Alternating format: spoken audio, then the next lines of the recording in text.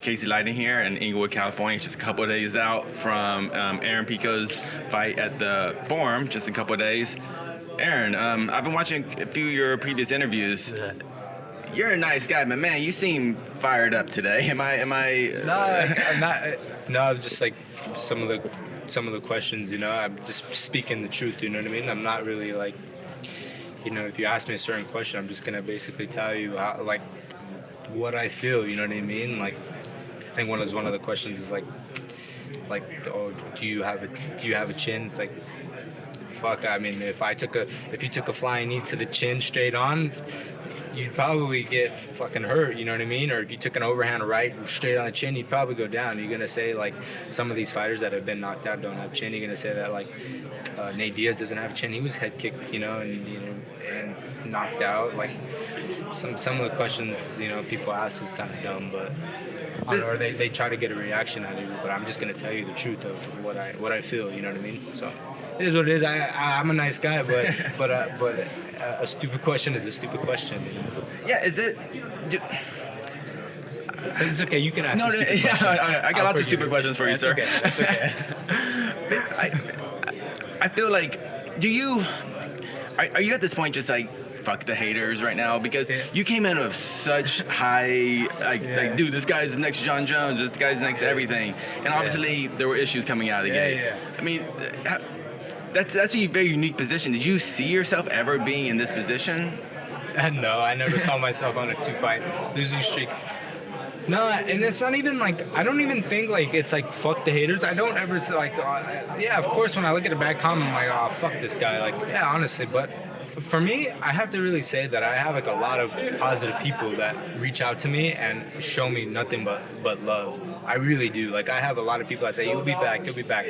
So I don't really have like too many people that really like talk shit to me on Instagram or send me bad messages. And that's why I can honestly say, like, I have very, very like loyal, I don't even like to say fans, I just have loyal people that want to follow my career, and I really, really like them. Of course, we always have haters, but haters are good too. You need haters too, so that and it keeps you sharp. So yeah, but if they ask me about like what some of the people say is like, yeah, I'm only human. It's not gonna be like, sometimes not gonna be nice, what I say.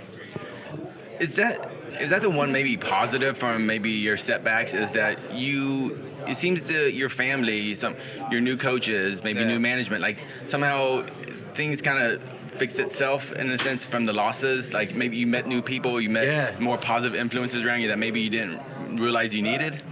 Yeah, it's really weird. Yeah, like the people that I met since my last fight. I have a new manager, Ali, and I really, really love Ali. He's brought me out to some, to New York, to Vegas, to do some different type of training. And the people that I've met through Ali are genuinely nice people that I love, and I can consider them friends and brothers and things like that.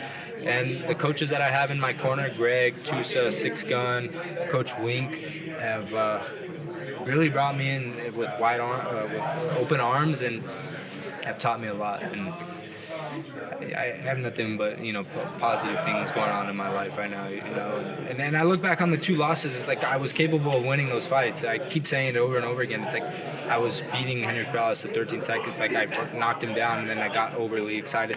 Adam Boris is like I was taking him down at will. You know what I mean? And just got caught with the flying knee. So it wasn't like I was getting, one thing in my losses, I wasn't getting the shit beat out of me for like 3 rounds where it's like, man, this guy's getting outclassed, man. This guy needs to really get back in the gym and work on something, because he's just like, it's just my little things were like really minute mistakes that I had made in the fight. So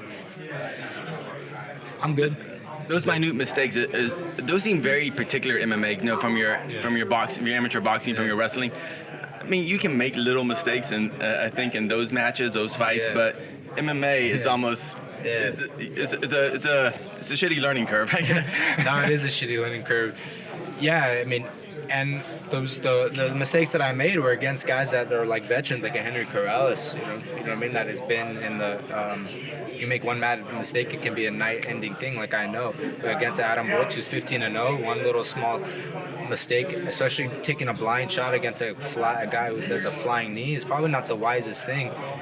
But I didn't really have like a crazy amateur or like a regional thing where you can make those small mistakes, look at tape and say, well, if you were fighting, you're just use an example. If you were fighting Adam Borks and you took a blind shot, you'd probably get hit with the flying knee. So basically this camp, we're going to work on, not taking blind shots. So I didn't really have that. So I kind of learned like on the fly, but that's why I'm so thankful that I'm there with Greg Jackson and all the coaches there, like working out these kinks now. So it doesn't happen when I'm 28, 29 years old, when there's a lot riding on my career. I'd rather it happen, it sounds kind of crazy, but I'd rather it happen now than when I'm like 30 years old, like make or break me, You mentioned before you've idolized GSP as a fighter. GSP. You also I was listening to your interview. You talked about you need to minimize risk. That seems to be a very GSP thing. He's fought smart, which is basically minimizing risk. Do you where was the gap there? Because obviously you watch GSP, you study things, you study the fight game, but then when it actually comes to the real fight, why do you think you had that issue? Was it just your age and experience? What do you think? I just had, to be quite frank, I just had the lack of understanding of MMA. I just like a puppy, it's like, oh, fuck, I'm going to go in there and we're going to have fun. We're not have fun, but we're going to go in there and fight, You don't know what the risks are until you wake up in the back and say, what the hell happened? It's like, oh, now that's what happened. I'll wake up really quick. And then getting with Greg and looking at all his protocols of like, it's just I can go on and on about why Greg Jackson I think is one of the best coaches of all time. It all makes sense now. Like I only had 6 weeks with him before my last fight. I've had 7 months with him now, and I understand why the GSPs, the John Jones, the risk is minimized. They still look good, but the risk is minimized because it's just they know what to do. They know what they're looking for. They're not going in there and slugging it out, or taking a blind, taking blind shots, taking a reactive, for GSP, he would take reactive, takedowns, but there was a certain method to Greg's madness, you know what I mean? And I understand why, they minimize the risk, and I'm excited to show it. And that's what I need to do. If I want to have a long career and I want to be champion, I need to minimize the risk. It's just simple as that. I can't be going in there and slugging it out and taking a knockout ticket. Honestly, I realize it's not healthy. It's not healthy, so it's not going to happen anymore. It's not. I'm with the right coaches, with the right team, and I'm excited to show what I can do. Can you kind of just I would classify this as your first official fight with Jackson Wink, I would think, right? From beginning of camp to the end of camp, getting rid of maybe some bad habits. Yeah. Can you kind of maybe break down just a couple of days of training at Jackson Wink? Like what makes it so unique? What makes it so unique? I think the dedication of the coaches. I think that is what's so unique to me is the coaches are so dedicated. Six Gun is there, dedicated to the fighters. Coach Wink is there. Coach Toos is there. I mean, Joey Villasenor is there. Like, there's so many coaches there that are willing to help. And I really think that's what it comes down to. I mean, come do a training session with us, and you'll see the coaches putting in work. It's kind of crazy. I get there early. Like, I get there to practice early, but when the coaches beat you there sometimes, that says a lot. When Greg beats me to practice and is there before me, waiting for me to practice, and I'm usually 10 minutes early, 15 minutes early. Sometimes Greg is there before me. Six Gun is there before me. You know what I mean? The coaches there are really dedicated. Coach Wing, Coach Tusa. So I think that's what makes it unique. And those are just my thoughts. And before I let you go, just maybe can you just share one thing that Greg taught you, or Brandon or Wing taught you, that maybe just blew your mind a bit? like oh my God, I can't believe I've been doing it this way this whole time. Do you have I don't honestly. There's a lot. I'm not just saying that. Is it just maybe just the point of view? It's just I think it's just the point of view and the wisdom that Greg has, and all the coaches that have been in the big fights, and